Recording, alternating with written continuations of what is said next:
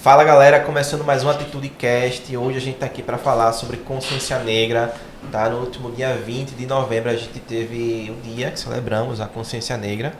Essa data tão importante, tão significativa para todos nós. E hoje a gente está aqui com Joana, professora de História do Colégio Atitude, mais uma vez. A gente está com Clara, Olá. Luane, Oi. Cecília. Olá. E a gente está com a Aline Mota, professora de Letras. Olá. Que tem já alguns projetos aí, né, na causa e que vai falar também com propriedade sobre esse assunto. Espero que vocês gostem do papo, tá?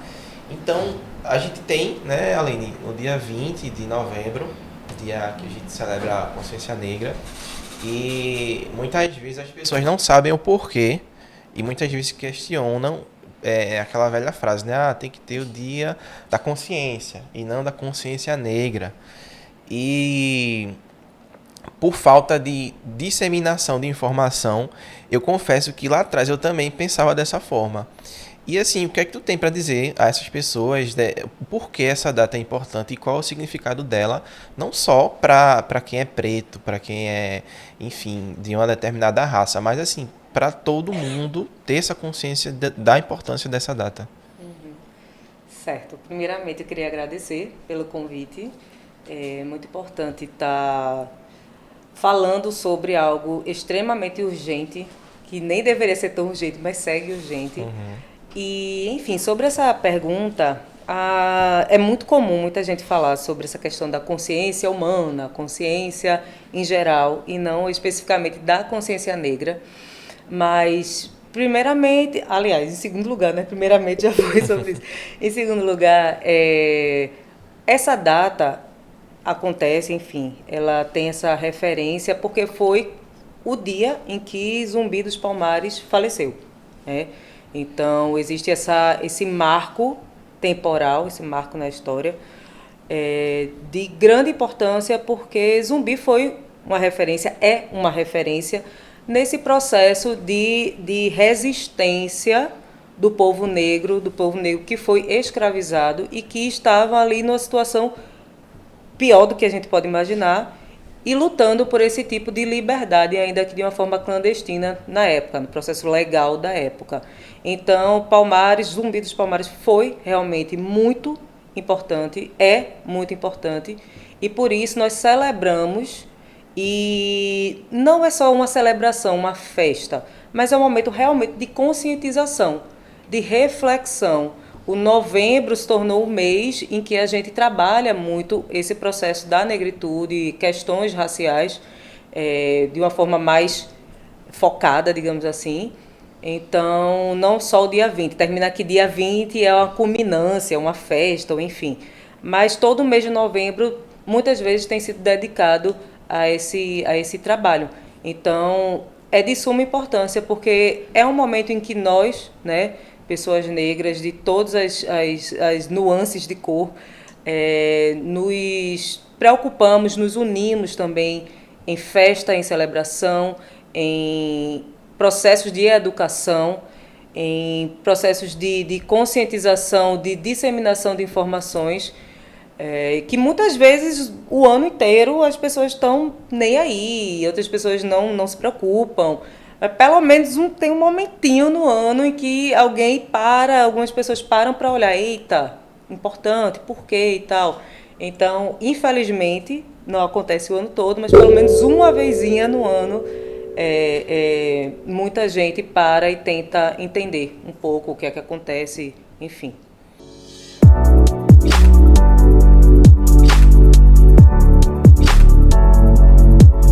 Até porque se existisse uma consciência de fato de todas as pessoas, não precisaria ter essa data assim tão, assim, poderia ter, mas ela não seria tão impactante quanto ainda é.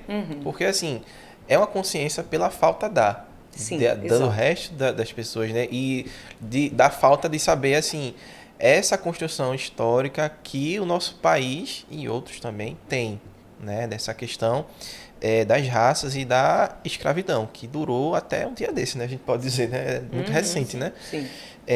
E aí eu queria perguntar para tu, Joana, assim, essa questão desse contexto assim da construção, eu sei que é bem complexo e é bastante longo o tema, mas essa construção do povo brasileiro, assim, né, que a gente sabe que teve por muito tempo essa questão da escravidão e que isso se reflete até os dias de hoje nessa segregação, nessa desigualdade social que a gente tem de raças, né, sobretudo. Eu queria que tu falasse um pouquinho assim, como é que se deu essa questão assim da escravidão, o negro ele foi livre, mas não foi livre, né? E assim, como é que isso perdura até os dias de hoje, assim? Em relação à história, nós hoje estamos bem mais próximo de um Brasil que foi um Brasil escravocrata do que um Brasil livre. Eu sou professora da área de humanas, não sou muito boa em matemática, mas se a gente for calcular a questão de tempo, a gente passou muito mais tempo tendo escravidão do que o povo literalmente Livre, de livre. fato, né? Então são 300 e poucos anos de escravidão para cento e tanto dessa tal libertação que na verdade não existiu, que foi muito mal elaborada, né? E hoje a gente está aqui em um estado que ele foi porta para essa entrada de escravizados. Então, foram muitas pessoas que entraram aqui. Não foram poucas, foram muitas. Eu costumo dizer em sala de aula que eu comparo com o show de João Gomes que teve. Sim. Aquela quantidade de pessoas que estava no show de João Gomes, no DVD dele, não chega a ser um terço de escravizados vindos da África para cá.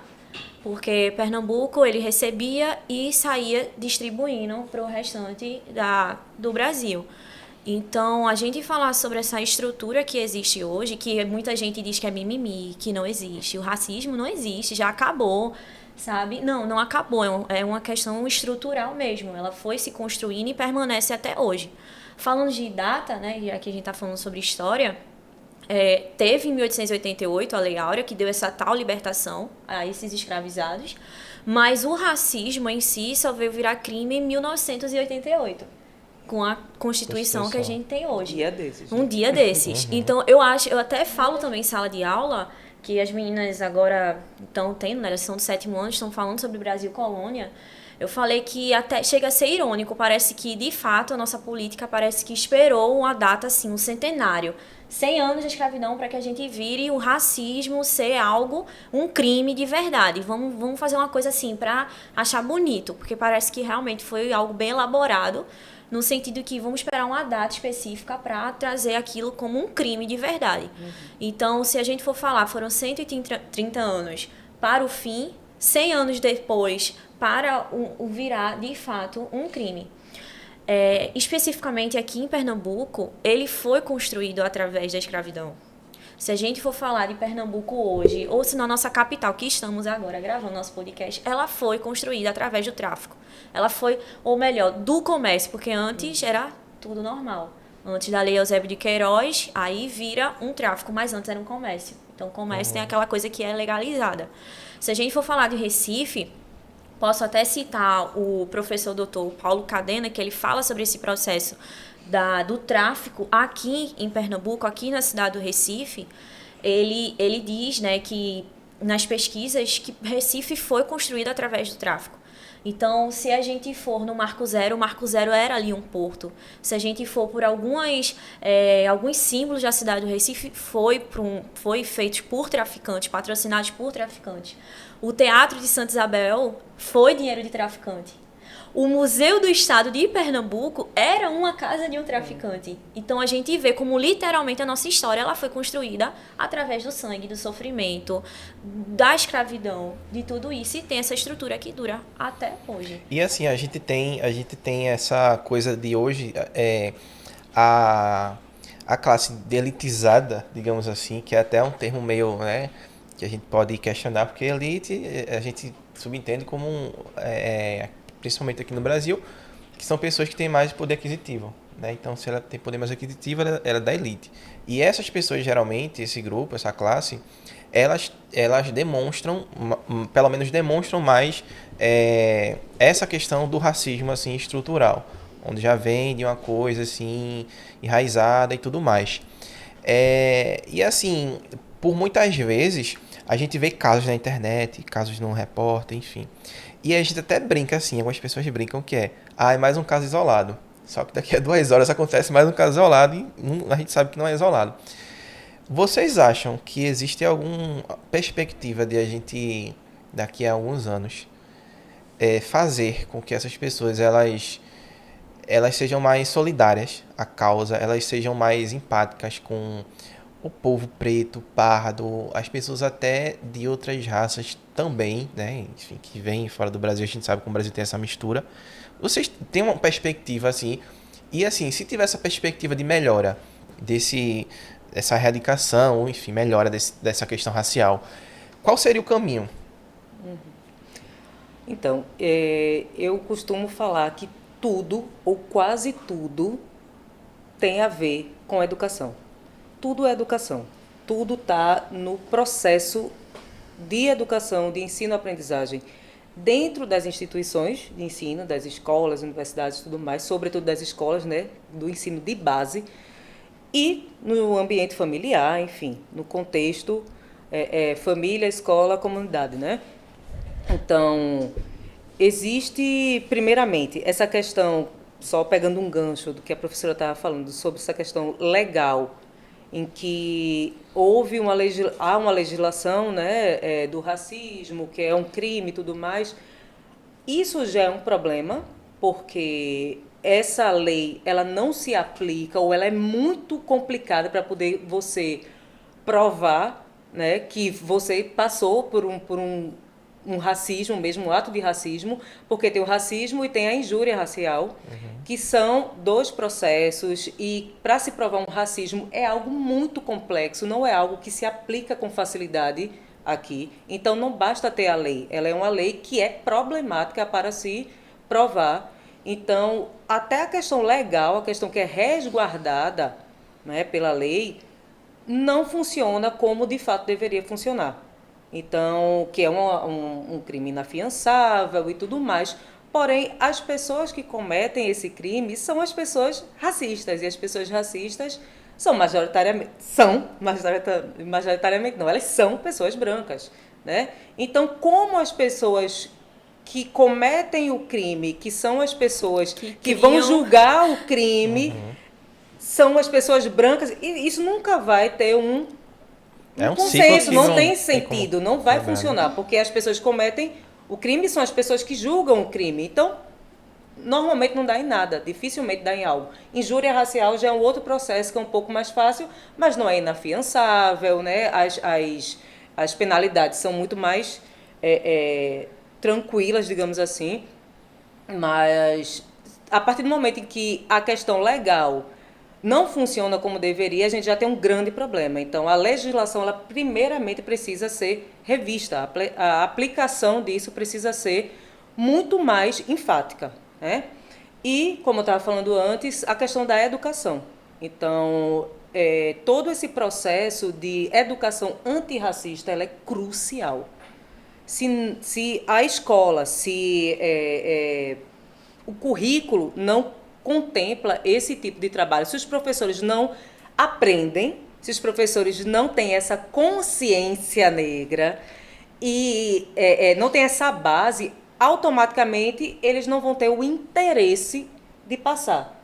Então, se transmitir esse conhecimento, se debater sobre isso, não é algo que interessa aos professores, logo isso não chegará aos alunos e alunas. Então, esse caminho não vai acontecer. Então, precisa existir uma formação dos professores para que esses professores compreendam, tomem realmente a consciência da importância, coloquem como uma prioridade e isso se aplique em todas as disciplinas. Isso não é uma exclusividade da disciplina de história, de filosofia, ou de sociologia, enfim, ou de algumas coisas da área de linguagens ou de humanas. Isso é para tudo. Geografia, né, que tem a parte humana.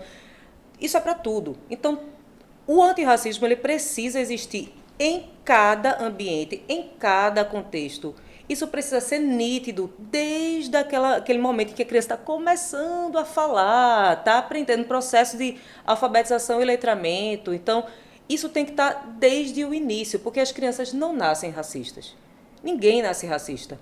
Mas o acesso ao racismo é muito rápido, é muito cedo. Seja para as pessoas que sofrem o racismo, e muitas vezes nem percebem isso, ou seja, para as pessoas que praticam o racismo, porque muitas vezes nem no meio delas mesmo que não haja essa coisa de, eu vi uma situação ou falaram alguma coisa complicada, enfim, alguma coisa racista, mas muitas vezes as pessoas no seu meio não convivem com pessoas negras. Sim. E quando há uma pessoa negra, são pessoas que estão num papel de serviço. Muitas vezes isso acontece. Então, automaticamente, essas criancinhas elas já vão correlacionar a papéis, os negros a papéis de sujeição ou de serviço mesmo, ainda que seja, obviamente, tudo muito digno. Mas é um papel em que ela não vê a branquitude atuando, mas sim quando tem uma pessoa negra nesse contexto. Então, é aquela coisa que eu falo, que é o teste do pescoço. É você parar e olhar o seu entorno, perceber quem está no seu entorno. Então, isso fomenta um racismo muitas vezes não intencional, mas gera, né? No final das contas, gera. Então, os pais, a família precisa estar extremamente atenta a isso, perceber isso e focar nisso. Isso precisa ser uma preocupação na escola, no ambiente familiar e no contexto social, qualquer que seja, né? Nos diversos contextos. Então, o antirracismo está presente em tudo. E a educação é muito importante para isso. Primordial. Não jogar isso nas costas só de quem é de história, ou seja lá o que for. É todo Em mundo. geral.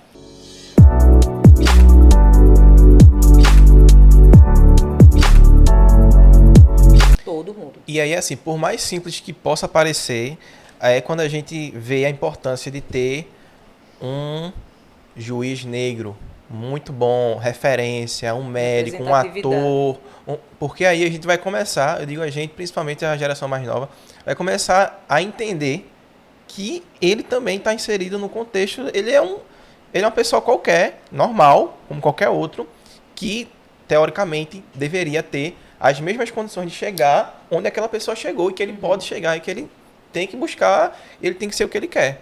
Então, assim, com essa visão, com mais pessoas sendo referência, com mais pessoas dando essa visão para essa geração, né? Elas conseguem se enxergar, se identificar e saber que podem também. E aí, aos pouquinhos, essa visão de que só o branco, só a classe X não pode chegar a tal lugar, ela vai sendo quebrada. Mas ainda, assim, a gente está engateando enquanto a isso. Mas, assim, que bom quando a gente vê um exemplo de alguém que chegou lá, né? Determinada... Eu acho isso mega importante, mas também muito preocupante, sabe? Porque eu lembro quando houve aquele momento em que a jornalista Maju, né, que foi super impactante quando ela assumiu, né, como âncora do jornal Hoje, aquela comoção, criancinhas olhando e, nossa, me identifiquei, agora tem uma pessoa igual a mim, mamãe, e tal, olha como ela parece. A gente pensar que a gente está em 2000, isso foi quando? Ano passado, meu Deus do céu? Uns 2 anos no máximo. Faz. Alguma coisa Faz pouco assim. tempo. 2020, isso acontecer, isso é um impacto absurdo. Ainda assim é um impacto, gente, né? como é que isso é um impacto agora, pelo amor de Deus, numa nação majoritariamente de pessoas negras, isso causar esse impacto, essa euforia, essa festa. Porque são espaços que não foram concedidos anteriormente, né? Isso é muito assustador. Isso é legal, a gente fica feliz e tal, mas é assustador. A gente parar e pensar, caramba, como é que agora? E por que a gente está tão feliz com isso? É pra gente estar invocado com isso. Meu irmão, só agora Só e tal. agora, né? A gente fica nesse mix de felicidade e tristeza, porque é importante a gente ver tudo isso, mas é muito lamentável por outro lado. A gente vê artistas, pessoas negras que estão conseguindo papéis de protagonistas ou outras funções que não seja a empregada da família branca, o motorista, o jardineiro, ou o cara que é como é que se diz? Do trambique, né? Da novela, ou ladrão, ou seja lá o que for. Porque isso também é extremamente gritante. Isso é uma cultura de massa e que chega para o pessoal e o pessoal vai absorvendo com a maior naturalidade possível. Então, essas mudanças são muito relevantes, mas elas ainda são muito lentas, né? Eu não vou aqui bater palma e dizer, poxa, que massa, porque está melhorando. É muito bom que está melhorando, mas eu ainda acho uma coisa assim, meu Deus, como assim, sabe?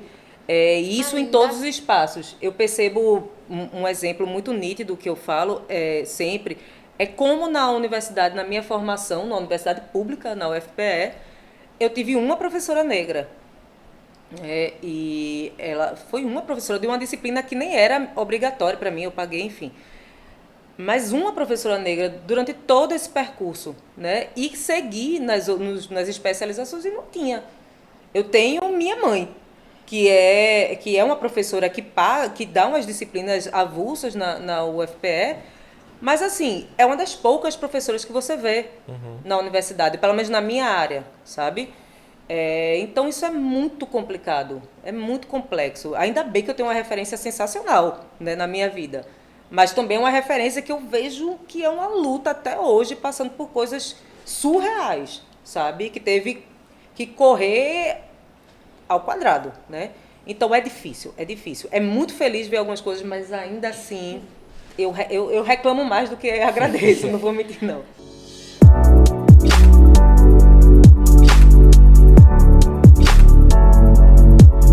Falasse agora sobre a questão de universidades, lembrou agora que a questão de cadeiras falando sobre África, por exemplo, foi obrigatória agora. Não faz muito tempo, faz aqui uns 10 anos, mais ou menos. Não só em ensino universitário, mas assim, ensino superior, mas nos colégios também. A obrigatoriedade, Isso, né? falar... E que contempla questões Sim. de africanidades e indígenas na mesma lei. Tipo, não existe coisas separadas. Além de fazer, faz misturado, porque faz um bolo só aí e joga para poder ensinar na sala. Eu lembro que na universidade eu cheguei a ter. Eu paguei a cadeira de África, eu paguei a cadeira de cultura indígena. Mas, assim, foi uma coisa que... Sabe aquilo que não era 100%, principalmente de África? Eu me lembro que uma professora, não vou citar o nome dela, mas, assim, ela passou mais tempo falando sobre os portugueses do que, de fato, sobre a África. Reinos, sabe? Cultura. A gente tá falando de um continente, cadê? Não teve. A gente passou umas 4 aulas falando sobre as embarcações.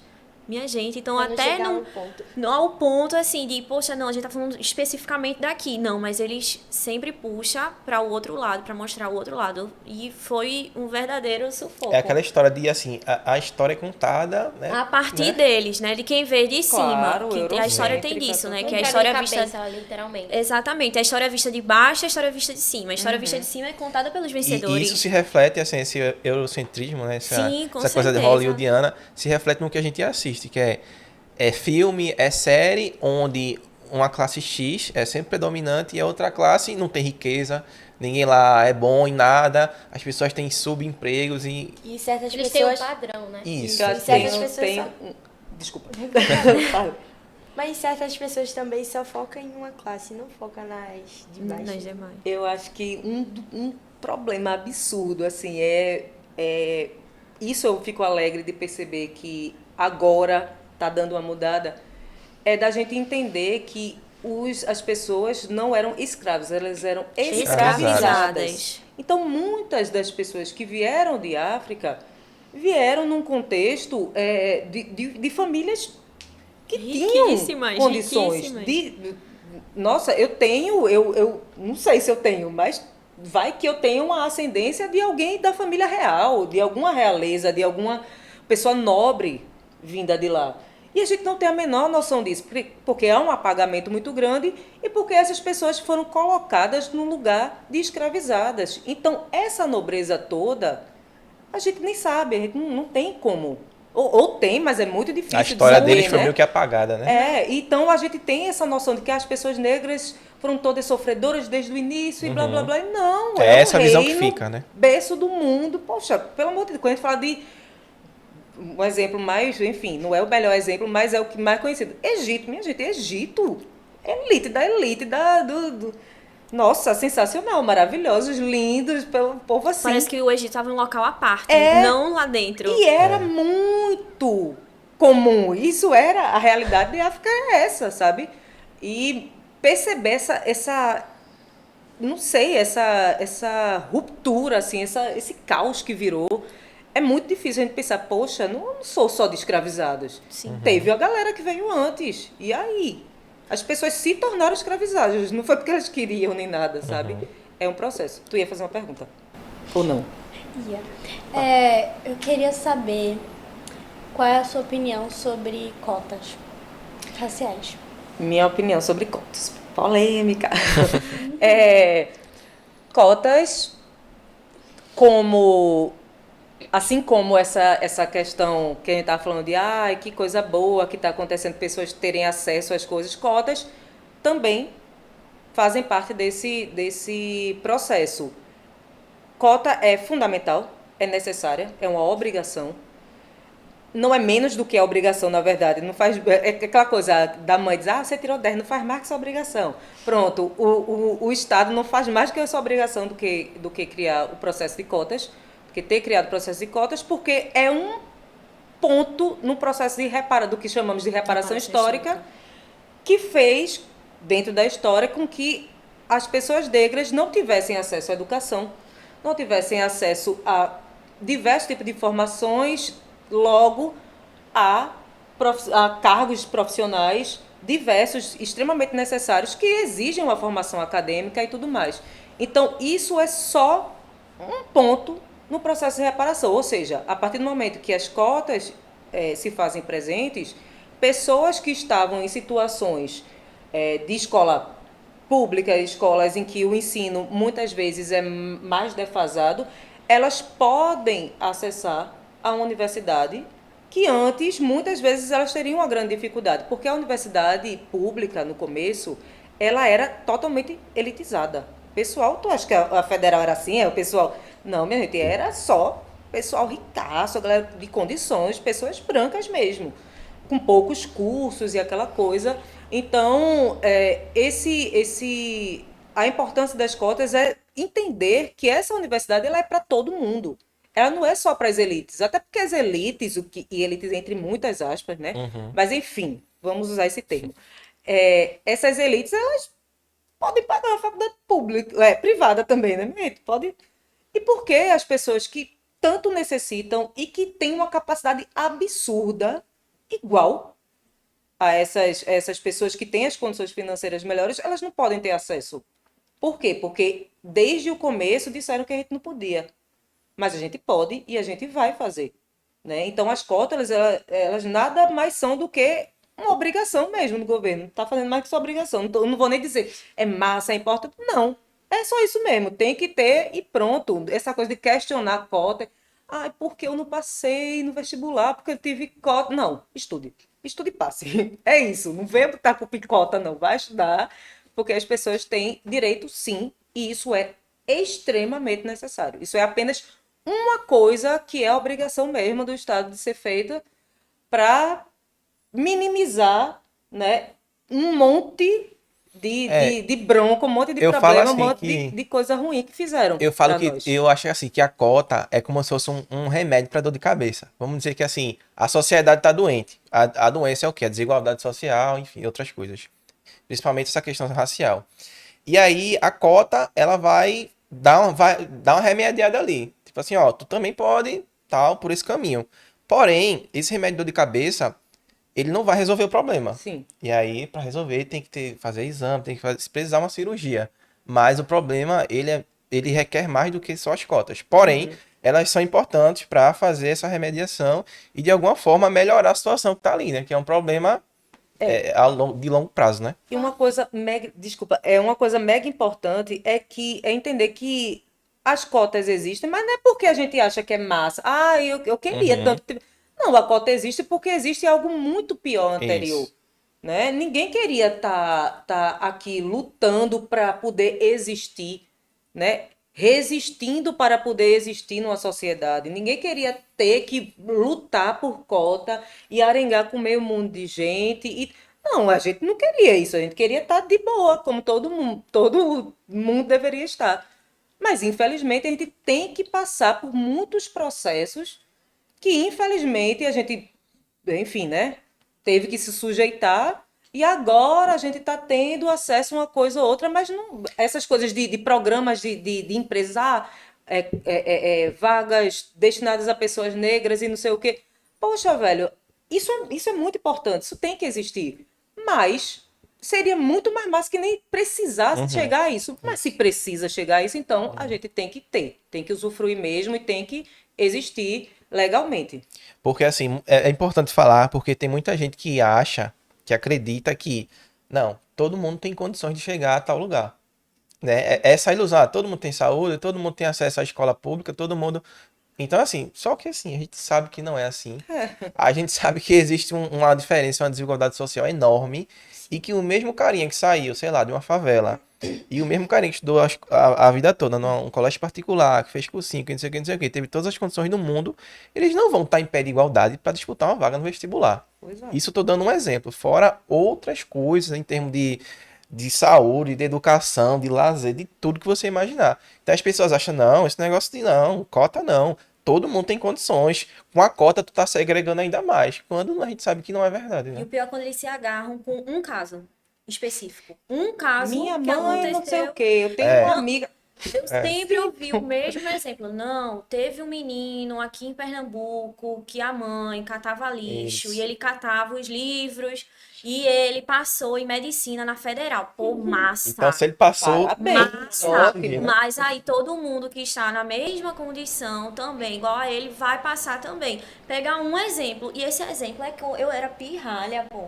Eles, desde ainda? hoje eu vejo, quando alguém vem falar sobre a questão de cota e tentar tirar essa coisa de não, cota é para quem não estuda, sempre dá um exemplo. Quem quer, consegue. É esse negócio. Quem quer, vai queria... atrás. Ó, acho que eu quero meu mundo de coisa. a meritocracia, Poxa né? Mas vida. não consegui, não. Ai, mas aí a gente vê, né? Não, a gente pega um colégio aqui particular, onde a mensalidade é quase 2 salários mínimos, onde a pessoa faz um cursinho que é um salário mínimo, sabe falar não sei quantas línguas, ainda com 17 anos, passa na federal em primeiro lugar e a gente fica, olha aí, passou em primeiro lugar. Aí a Nossa, gente pega um colégio estadual, que o município Mal tem aula, né? quase não olha para aquele colégio. Onde Merenda porque eu já faltando. cheguei a trabalhar em alguns colégios onde não tinha água para os alunos, onde não tinha ventilador.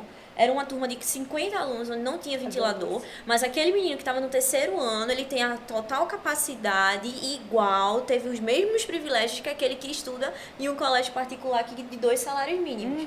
Ah, mas aí, não, minha gente, pelo amor de Deus, pezinho no chão, consciência. E assim, é uma coisa tão nítida, né? Eu acho que, na minha cara. gente, vocês não têm um mínimo de, sabe, 2 segundos pensando. A Sabe? gente fica curioso pra saber de onde veio esse discurso, né? É tão natural. De um que deu certo. E assim, eu vim de uma escola, de uma realidade de escola pública. Inclusive, minha escola pública não tinha merenda mesmo. Não é que é uma coisa que está faltando, ela não tinha. Ela já não tinha no seu programa merenda. É uma escola que tinha vários problemas, várias questões. E eu entrei na universidade no ano em que houve uma mudança gigante no processo de entrar. Foi no ano que começou, meu Deus do céu, algumas escolas não podiam aceder ao ProUni, que tinha o programa. Aí começou a poder e tal. Então foi uma mudança que eu fiz, que foi muito boa pra gente, sabe? Eu senti isso nitidamente, na pele, literalmente, e senti a realidade de como isso é necessário. E quantas pessoas que estudavam comigo não poderiam acessar a universidade se não existissem esses programas, né? Seja ProUni, o Enem era totalmente diferente do que é hoje. Então, foi uma mudança muito grande para a gente. Foi de uma virada de ano, que a gente parou. Um ano a gente estava sem perspectiva, no outro, ó, a partir de agora pode. E todo mundo, sério? E tal. Foi uma coisa que a gente não imaginava. Não tinha muita opção. E foi uma coisa que minha mãe disse desde o começo. Ou você entra na federal, ou consegue uma bolsa, ou você vai trabalhar para conseguir pagar sua faculdade aí, porque eu não tenho. Não dá, eu sou professora, não dá. Não existe essa possibilidade. Meu pai é a mesma coisa. Então, ter acesso a isso, a importância desses programas sociais, nossa, eu não sei nem mensurar. Para mim, para minha vida, para a vida de tanta gente, né? Eu acho que alguém ia fazer uma pergunta, eu não sei. Fica à vontade. Quais conselhos você daria para aquelas pessoas que sofreram racismo? Olha, eu não sei nem se conselho. Primeiro, eu acho que a primeira coisa que eu digo é que eu partilho disso e eu tenho toda a solidariedade possível, né?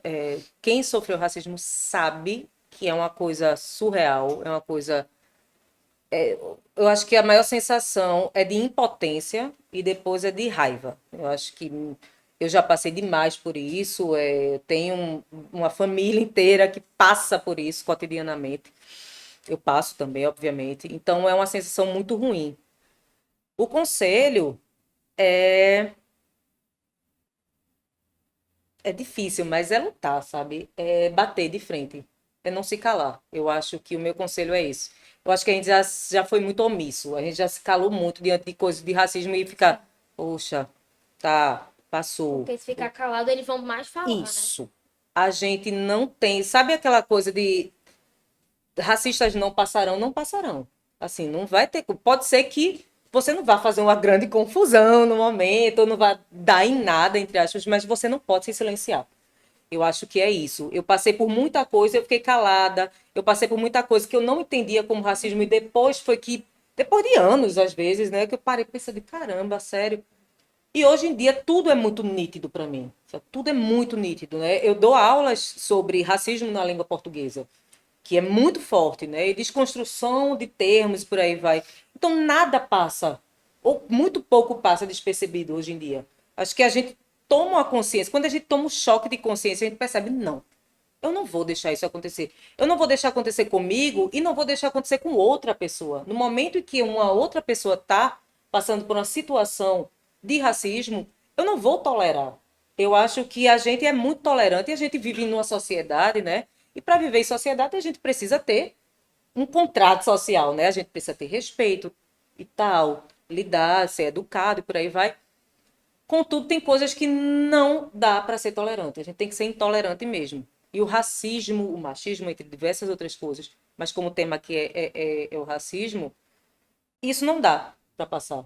Se eu vejo uma situação, e assim, por exemplo, eu vou partilhar uma coisa relativamente recente que aconteceu e que foi muito complicada. Assim, dois fatos. Eu estava no prédio do meu companheiro, enfim, e eu estava saindo, tal.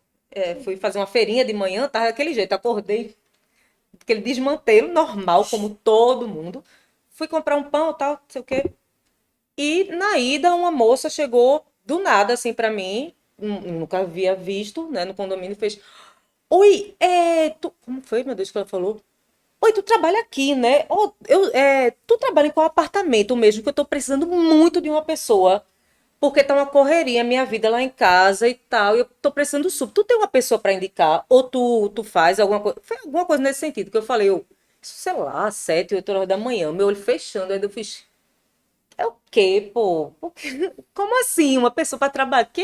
De onde foi que tu tirasse isso, né?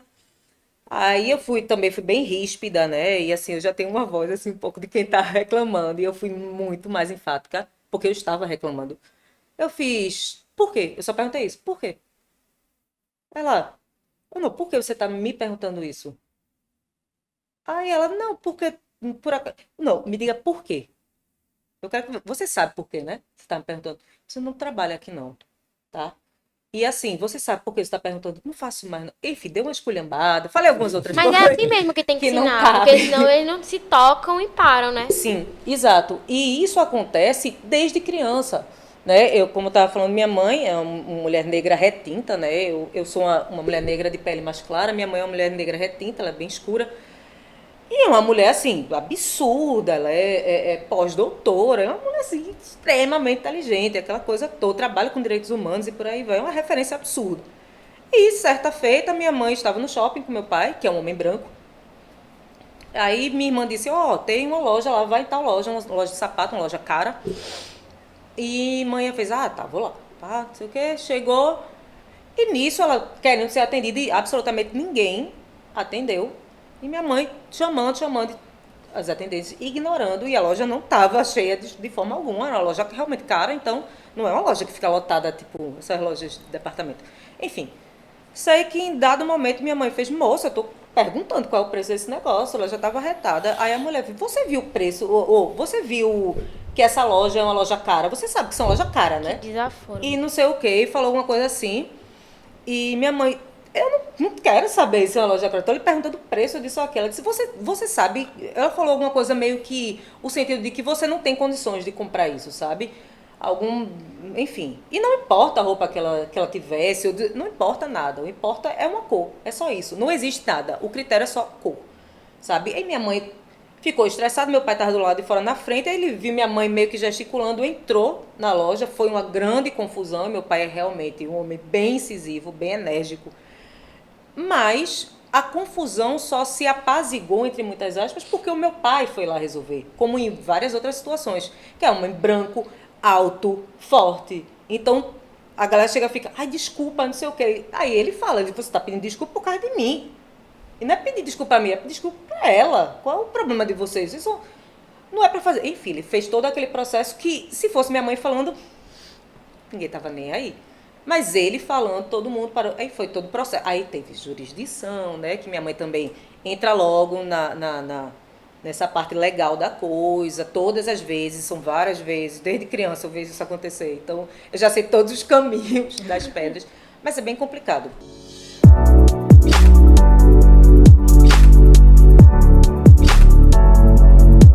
Eu queria fazer uma pergunta. Fala. Na verdade, não é uma pergunta. Eu queria relatar... Fala mais aqui, ó. Eu não queria fazer uma pergunta, eu queria relatar, que também já aconteceu comigo, porque quando você vê outras pessoas falando desse tipo de acontecimento, você fica, opa, aconteceu comigo também. Eu tenho vários, mas eu posso falar 3. Uma primeira vez não, um dos casos foi quando eu tava andando na rua com minha mãe de boaça, a gente tava voltando acho que de algum lugar, a gente andando na rua, minha mãe encontrou um amigo que ela não via há anos. Falou que era um amigo da igreja. Aí eles começaram a conversar e ficaram assim, meu Deus, eu quero ir embora pra casa, esse povo conversando. Aí beleza, eles conversando, falou, essa é tua filha? Aí minha mãe falou, é minha filha sim. Aí ela falou, nossa, ela é linda, pena que é preta. Aí a gente fica assim. Eu congelei. Aí tem nessas horas que tem que falar, que nem tu disse, né? Eu não entendi não. Uma coisa maravilhosa pra quem é racista. Por quê? Não entendi. Me explica rapidinho, só pra eu... Assim, uma pergunta bem simples. Por quê? Por que disso? Não entendi não. Por quê? Explique. Pronto. Acabou-se. A pessoa vai ficar... Mas assim, na hora eu já fiz uma cara assim de...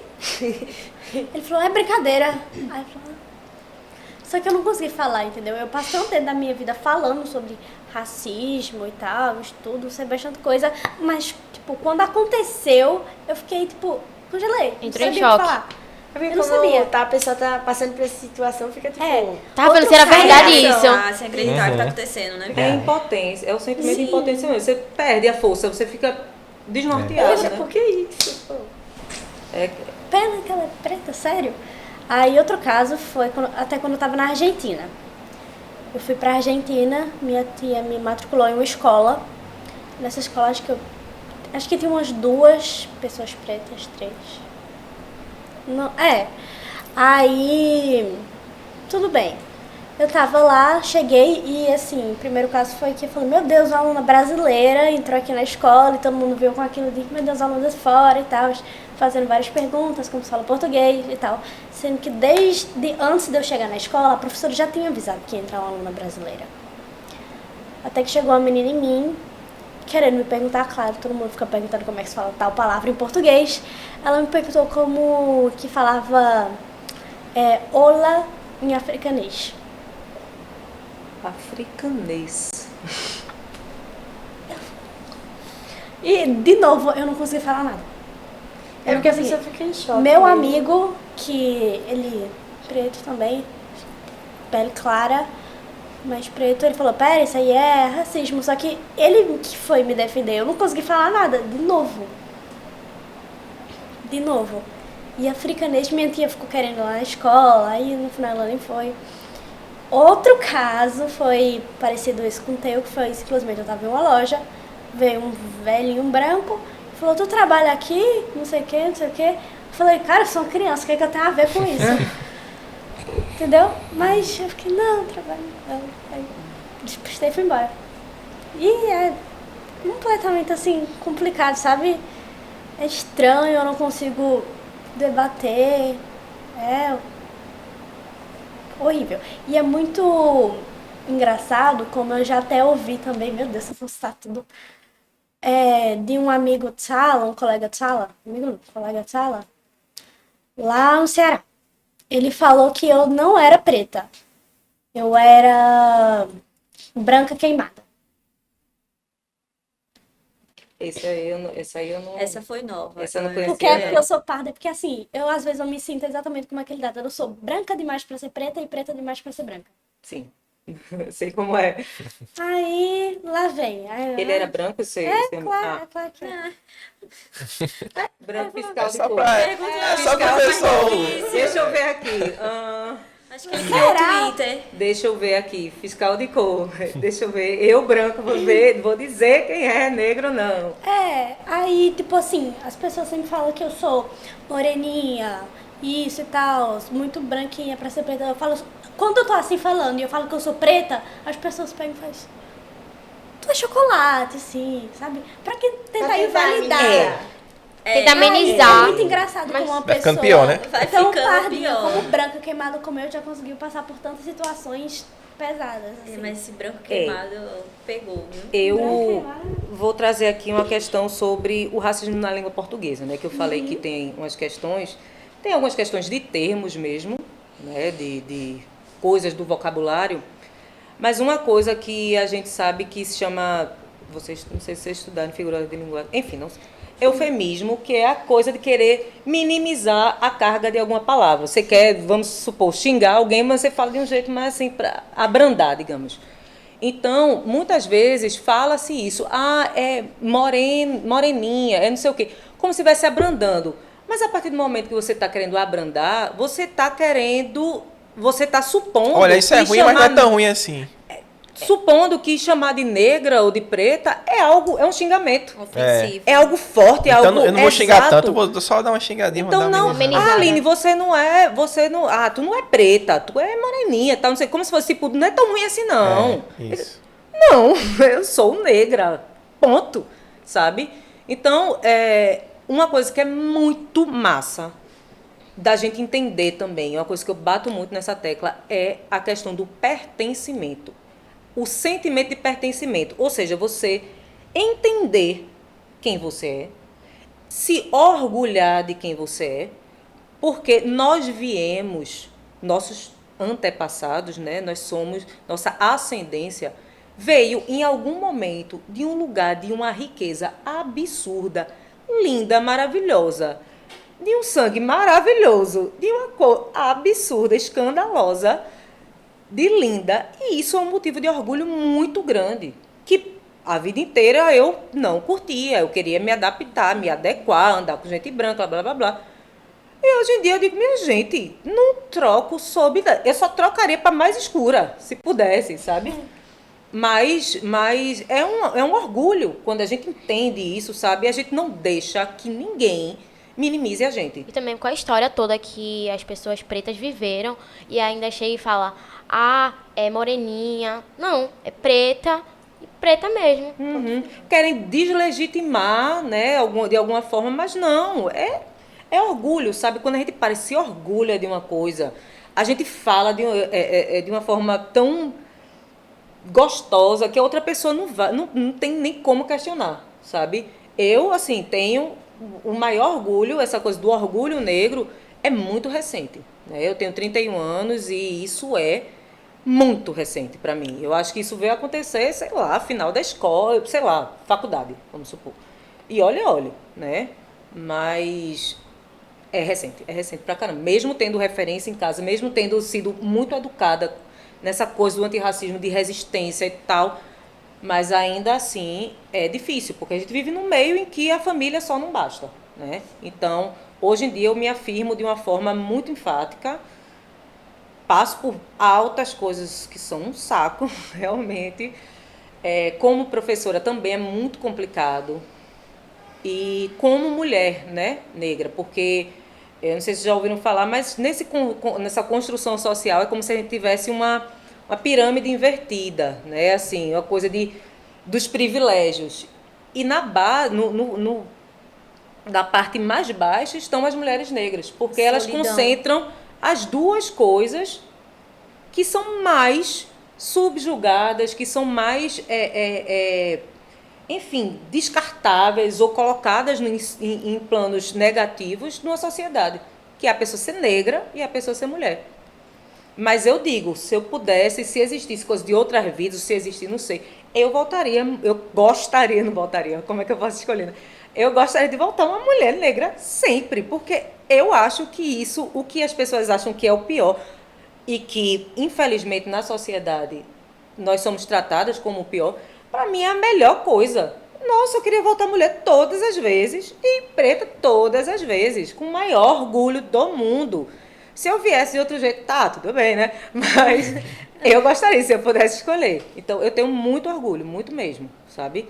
E muito orgulho de quem anda comigo, sabe? Que tem essa consciência e de poder conscientizar, de poder ajudar, ser canal, ser meio de ajuda, de auxílio, e escutar, aprender, enfim, isso é muito importante. Isso não se encerra, isso sempre acontece.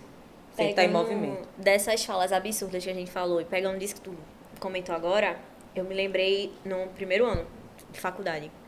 A gente pensa que no curso de História nunca vai ter esses absurdos, mas tem muito. E eu me lembro que teve um cara branco, né? E ele disse que no Brasil, o Brasil ele amava os pretos e as mulheres. Porque a Nossa Senhora Aparecida, a padroeira do Brasil, era uma mulher negra. Já que a santa que foi encontrada de madeira dentro de um rio, que passou anos lá, ela é vista agora como uma mulher negra. E ele disse que no Brasil não existia essa questão de racismo e machismo, porque a padroeira da gente era uma mulher e negra. Tem um monte de gente que nem sabe que ela é padroeira mesmo. Aí ele falou, todo mundo ficou assim, abismado. O primeiro período de História, um cara falando isso, e a gente ficou assim, sabe? E teve outro momento, já entrando na parte de linguagem, essa mesma pessoa disse que essa relação do racismo não existe porque, por exemplo, nós temos Machado de Assis. Que dia desses a gente descobriu que era negro, né? Porque foi embranquecido a vida inteira. Aí esse Machado de Assis, aí nessa hora eu fiquei... Eu sempre gostei de trabalhar com essa questão de história e literatura, trabalho com isso, né? Pesquiso isso. E eu digo, moço, quantos Machados o senhor conhece? Assim, quantos? De nome. Que a gente falou Machado de Assis e lembra de Machado de Assis. Quantos você conhece? Ele travou, ele parou. Porque tem essa questão das pessoas acharem... Repete aquela história. Porque tem um, é porque já tá suficiente, já tem. Teve um. Sabe? Lá nos Estados Unidos teve um presidente negro. Teve um. Aí, acabou. Mas, caramba... Como se resolvesse o problema, Resolvesse o problema de tudo e tá tudo certo. Aí tu falasse também sobre linguagem. Eu me lembro que tem esses termos que a gente utiliza até hoje, que são extremamente racistas. São termos que são bem fechados, que eram fechados para uma questão racial mesmo na época, e que a gente fala naturalmente e não tá nem aí, não procura saber. E um dos termos que foi assim, o que eu mais fiquei chocada, porque tem uma relação cultural muito grande com a relação Nordeste, que é o termo cabra. Cabra. A gente sempre fala cabra da peste, o cabra é isso, ei, cabra, vem cá. Mas o que danado é cabra? Que moleque é cabra? Depois que a gente vai vendo, a gente vai estudando essa questão do estudo da linguagem, a gente vai ver que cabra, eles denominavam para pessoas que tinham a pior mistura que poderia existir, que era de uma pessoa negra com indígena. E o fruto dessa relação se nascia uma cabra. E cabra, para a igreja naquela época, ela tinha a imagem de demônio. Então, era como se fosse a pior junção da face da terra que poderia existir, que era de indígena com uma pessoa negra, nascia um cabra, ou uma cabra. Aí, esse vocabulário em relação ficou bem enraizado aqui no Nordeste, e a gente continua falando como se fosse uma gíria e perdeu, né? E se perdeu, na verdade, e continua propagando. E eu acho que foi um dos termos que mais, assim, eu fiquei, caramba, a gente tem que começar a estudar um pouquinho mais para realmente entender o peso que tem essas palavras. E você, como professora de linguagens, de forma geral, sabe muito bem disso, né? E eu acho que é uma coisa surreal quando a gente vê que tantas palavras são dicionarizadas, né? Ela é dicionarizada, então ela já está ali É uma palavra oficial do vocabulário. no cânone da linguagem, ela já faz parte daquela coisa sagrada da língua, formal e por aí vai. Então, desconstruir termos coloquiais já é um processo. Como é que desconstrói termos que a Academia de Letras diz, massa, ok, tá bom, pode entrar e tal, como se não tivesse problema algum. Então, é muito complexo, são muitos termos, muitas coisas. E uma coisa também que eu penso muito é que o acesso a essas informações e outras informações fazem com que a gente tenha mais base para ser antirracista. E uma coisa que é muito importante, o antirracismo, ele é para todo mundo aplicar. Todo mundo. Não tem essa coisa, as pessoas negras são antirracistas. Todo mundo. Porque se a partir do momento que você saiu do local de ignorância, ou seja, da falta de conhecimento de algo, e você tem acesso a isso, você já sabe de alguma coisa, então você pode fazer uso dessa coisa, né? E deve, muitas vezes. Então, se você sabe que não pode passar certas coisas, então não deixa passar pessoas brancas, pretas, amarelas, né, que são as asiáticas, não importa. Todo mundo tem que fazer isso e tem que repreender, e tem que falar, e muitas vezes não é arengando, mas, poxa, tem uma criança que diz, não pode, isso aqui não é legal, troca por tal coisa. Inclusive, isso é uma coisa maravilhosa, que a nossa língua, como a terceira língua mais complexa do mundo, é riquíssima em sinônimos. Então, a gente tem sinônimo para tudo que é coisa. Então, a gente tem uma palavra aqui e a gente pode usar um monte de palavras para substituir. Então, a gente não precisa se prender a isso só porque se tornou um hábito. Vamos fazer o hábito virar uma outra palavra. A gente pode pegar esse sinônimo e esse sinônimo vai ser o novo hábito da gente, né? Então, isso é mega importante. E essa questão do antirracismo ser para todos, realmente não tem desculpa mais. Eu acho que não existe desculpa de, porque antigamente não tinha acesso, porque antigamente algumas pessoas estudam. Tá, antigamente. Tem um manual para isso, né? Antigamente. Agora não venha não, sabe? Poxa, Google, gente, Google, celular aqui, não tem desculpa, sabe? Tem gente que chega para mim da minha idade ou mais nova que sai perguntando coisas esdrúxulas, assim, que quando é alguém muito próximo, que eu amo muito, sabe? Às vezes eu ainda tenho uma paciência para responder uma coisa ou outra, mas às vezes eu digo, não sou Wikinegra, eu não sou... sabe? Poxa, ela não quer de fato aprender, ela quer que você fale alguma coisa, que você dê a sua explicação, né? Sabe, você ela tem que ser professor e militar entender, 24 horas, isso é muito cansativo, gente branca. Eu posso falar não sei o quê, eu posso... não, minha gente. Se for uma criança de 6 anos, 7 anos, um adolescente, sei lá, alguma coisa que está nessa fase, tudo bem, mas uma pessoa mais velha que eu, por aí vai, tem coisas que a gente já não consegue ter tanta paciência. Agora, claro, isso sou eu, né? Porque eu sou uma pessoa um pouco mais cansada. Sem paciência. Eu sou paciente, mas tem coisas que eu realmente já sou mais cansadinha. Mas é bem necessário, gente. Não tem mais desculpa, né? A própria Djamila criou, né, um manual de como ser antirracista, né? Pequenininho, prático, fácil, você encontra em qualquer canto e as pessoas ainda ficam nessa. Sim. É complicado. E tem muito site com glossário, né? Porque não existe um vocabulário mesmo, um dicionário de termos racistas e seus sinônimos, né? Que podem... Mas existem muitas cartilhas, muitos documentos que você procurando na internet, você acha uma lista e por aí vai. Aí você já vai se apropriando disso, né? É uma questão de interesse também. Não é uma coisa que custa muito tempo, não, também. 5 minutinhos de um dia, você já aprende algumas coisas, né? Já desconstrói para reconstruir e por aí vai. Inclusive, tem um dicionário, por favor, João Nicásio devolveu meu livro, né? Que é o Dicionário da Escravidão Negra no Brasil. E ele traz justamente esses termos. É literalmente um dicionário onde a gente abre, aí tem o termo cabra, tem o que significava criado mudo, onde tem tráfico, a diferença, como falou agora, a questão de ser escravizado e ser escravo. Ele já diferencia o que é uma pessoa escrava e o que é uma pessoa na condição de escravizado. Ele vai diferenciando, e é um livro grossão, enorme, que traz esses termos justamente para que a gente estude e entenda, é isso aqui que significa, numa estrutura mesmo de dicionário. Muito bom, para ter pelo menos um básico.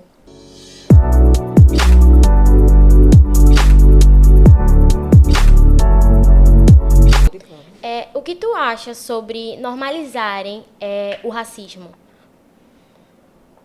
Eu acho que é uma coisa que sempre existiu, né? Eu acho que o racismo, ele é normalizado, ele é uma coisa... É como se fosse o normal é o racismo. O estranho é o estar contra isso ou lutar contra isso. Eu acho que... Eu não acho, não. Eu, com certeza, afirmo que já deu, né, há muito tempo. Eu acho que a gente não... Como eu falei, a gente não pode deixar passar. E não é uma coisa, mais uma vez, só para as pessoas negras que sofrem o racismo ou que presenciam algum tipo de racismo. São todas as pessoas. Isso não pode ser tolerado. Isso precisa ser colocado como um nível mais surreal de desumanidade. Isso não pode, não dá. Então, é muito massa perceber que esse tipo de debate aqui, uma coisa de escola, adolescentes e tal, que estão ouvindo, que vão escutar depois, ou enfim, e outras pessoas, famílias, parentes e tal, muitas vezes nunca debateram sobre isso, muitas vezes nunca chegaram a comentar sobre, ou pensar um pouco mais, refletir um pouco mais. É muito importante ter esse tipo de momento, de material, para que as pessoas comecem, porque por mais que já tenha demorado muito, mas em algum momento, começando, é o que importa, né? Para poder não ficar travado nisso. E pessoas brancas, vocês estão vendo, não sejam racistas, sejam antirracistas, né? Lutem também, mudem seus hábitos e procurem mudar os outros também. Isso é uma coisa que não dá.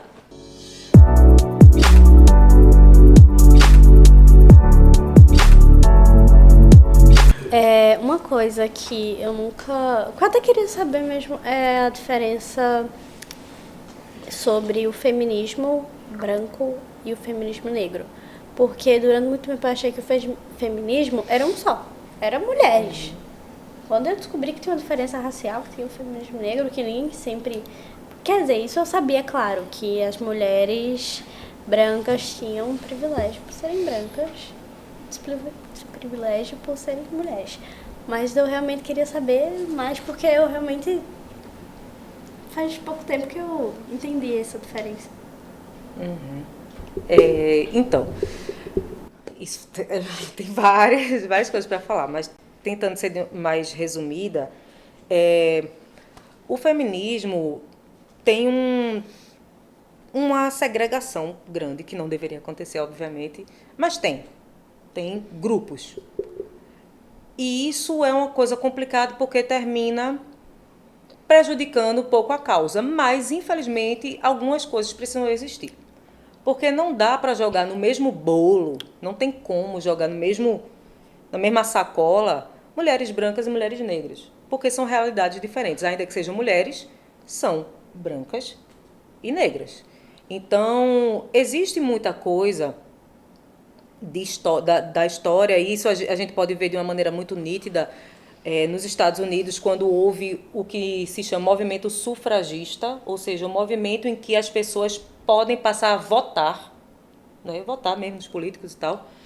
Então, isso é muito nítido nos Estados Unidos, quando as mulheres queriam ter direito ao voto. Então, só que nesse mesmo momento em que as mulheres queriam ter direito ao voto, os negros queriam também ter direito ao voto.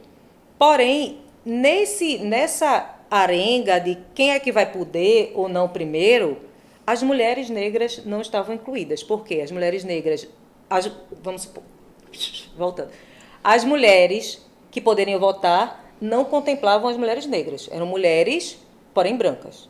E as pessoas negras que poderiam votar seriam negras, porém não as mulheres. Então, homens negros e mulheres brancas. Então, as mulheres negras não iam participar nem de um jeito nem de outro. Então, a partir daí, a gente já vê a falta de contemplação, né?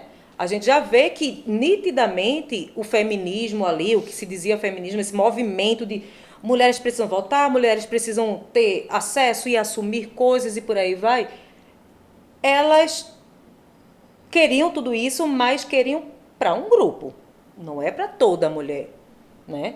Então, isso perdurou por muito tempo e perdura até hoje, porque ainda que a gente tenha acesso, enfim, todo mundo lá pode votar hoje em dia, aqui também todo mundo vota, mas isso ainda tem um resquício não, isso ainda é muito forte aqui, porque muitas vezes as questões feministas vão se adequar a realidades que não fazem parte da negritude, né? Ter acesso a certas coisas, certos cargos e tal, mas muitas vezes as pessoas negras nem têm como aceder a isso. Como é que a gente vai lutar por algo que não dá para a gente aceder? Quanto mais que a gente vai brigar por um cargo ou alguma coisa com homens brancos, sabe? Ou com homens. Se a gente, quanto mulher negra, não consegue nem lutar com mulheres brancas, é uma disparidade muito grande.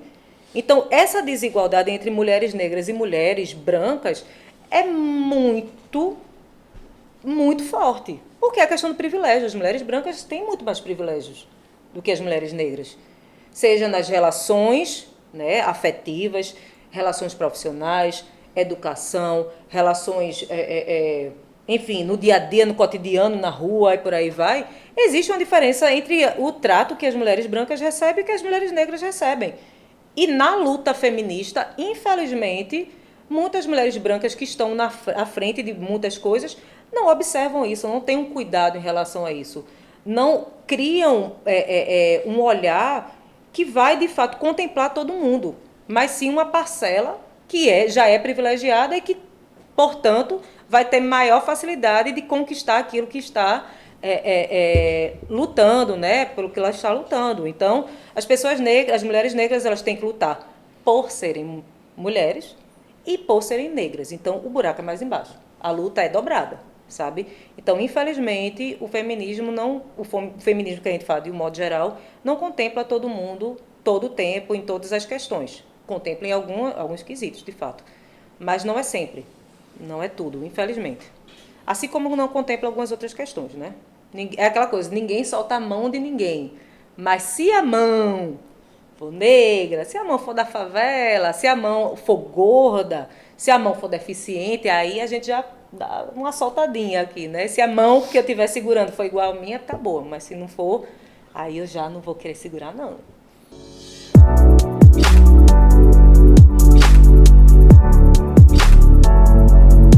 Obrigado por aceitar o nosso convite, por falar sobre esse tema tão importante, tá aqui com a gente. E quem sabe a gente volta a falar de novo de um tema parecido, correlacionado, mas foi muito bom. É sempre bom falar sobre esse tema, sempre bom esclarecer, sempre bom fazer com que as pessoas tomem essa consciência cada vez mais, né? Assim, a gente ser mais um meio de comunicação para essa informação chegar de outras formas para as pessoas. Porque às vezes as pessoas, de repente, sei lá, absorvem mais a informação de um jeito, de outro. Então, esse aqui é um espaço que a gente abre para falar, né? Sobretudo para os nossos alunos e para os familiares deles. Então, assim, fala para o pessoal onde é que eles podem te encontrar e um pouco do teu trabalho. Então, eu tenho 2 perfis que eu posso falar aqui. Um é o @alineando e o outro é o Línguas e Letras, no Instagram, né? No Línguas e Letras, que é um perfil em que eu posto meus textos literários, poesias e por aí vai. E de alguns outros autores, trechos de livros e por aí vai, que eu gosto bastante. Inclusive, eu também faço quadros com os textos, tá, gente? Então, Olha aí, quem entrem quiser. lá, comecem ali, comprem, né? Que são quadros bem bonitinhos, inclusive. Então, são esses dois perfis. E, no mais, eu participo de vários movimentos, eventos, coisas de feminismo negro. A ANEP, né, que é a Articulação Negra de Pernambuco, que promove muitas ações. Inclusive, promovemos a Marcha da Consciência Negra, no dia 20, aqui no centro do Recife. Então, eu participo desse grupo e, se vocês quiserem também entender um pouco mais, participar mais, enfim, se apropriar mais disso, o @Articulação Negra de Pernambuco. É completo, não é a ANEP, não, é o nome todinho, Articulação Negra de Pernambuco. Então, é bem importante, lá tem muita informação, muita coisa legal, muito evento que também é feito e todo mundo pode acompanhar. Também faço parte, não sou tão atuante, mas assim, uma coisa mais teórica da coisa, da Coalizão Negra por Direitos Humanos. Vocês também podem encontrar no Instagram, que é super importante, é uma coisa já nacional. Então, é muito legal todo mundo acompanhar isso, porque é um momento em que a gente vê um movimento no processo político, no processo das artes, em todas as áreas, como a negritude tem atuado, enfim, é super importante. E é isso. Dou aula, mas eu dou aula em faculdade, então já é outro contexto. E pronto. Então é isso, né? Valeu, gente. Valeu, meninas. Até a próxima. Valeu, Joana. Ai, gente, eu queria agradecer também. falar. Tu agradeceu, eu agradeço também o convite. Para mim é um prazer falar sobre esse tema, sobretudo para gente de escola, gente mais nova, assim, eu adoro. E eu fico muito triste de ouvir certos relatos, como Cecília, né? Trouxe, mas também fico muito contente por estar perto e saber que ela está tomando a consciência, ou talvez ela já tenha há bastante tempo, e me solidarizo com você, com todas as outras pessoas. E vamos lutar, vamos resistir e vamos ser cada vez mais antirracistas. Todos, tá? Todos, todas, todos, enfim. Vamos lutar para isso, porque já deu, né? Já deu há muito tempo. Então, vamos nessa. Vamos embora. Compromisso. Então é isso, galera. Se vocês gostaram, comenta aí o que vocês acharam. Se vocês têm algum tema que seja importante, correlacionado a isso também. Eu queria que vocês falassem sobre isso. Enfim, fiquem à vontade, tá bom? O espaço é de vocês. Deixa o like aí, né, para o vídeo chegar para mais pessoas, né? Então é isso, valeu. Até a próxima. Tamo junto. Tchau. Tchau.